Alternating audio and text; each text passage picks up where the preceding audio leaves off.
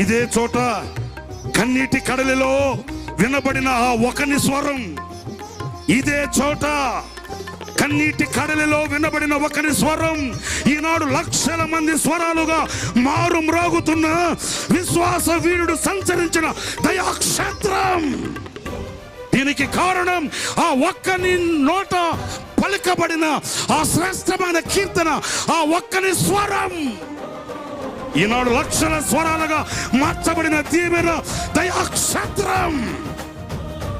ప్రియ సహోదరులారా, ఈ ఆశీర్వాదం ఎవరిది? ఈ దీవెన ఎవరిది? ఈ ఆశీర్వాదపు చల్లులు ఎవరి కొరకు? అంతరంగం పులకరిస్తుంటే పులకరిస్తున్న ఆనందానికి నిదర్శనమే ఈ మూటలు మీ ముందు పెడుతున్నాను. ఎవనిదో కాదు, ఎవనిదో కాదు, ఒక యవనునిది.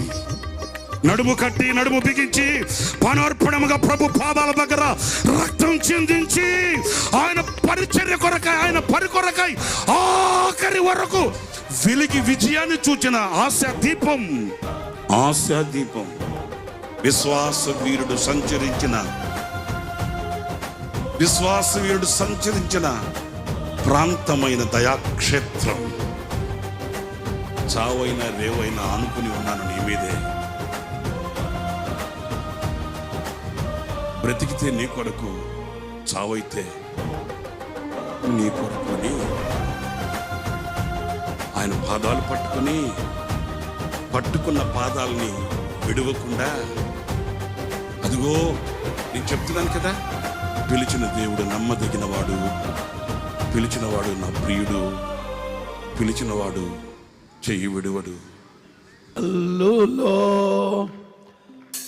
మా అన్నయ్య ఎన్నడు విడువని ప్రేమ నిన్ను చేరే క్షణము రాగా, నీడగా నాతో నిలిచే నీ కృపయే నాకు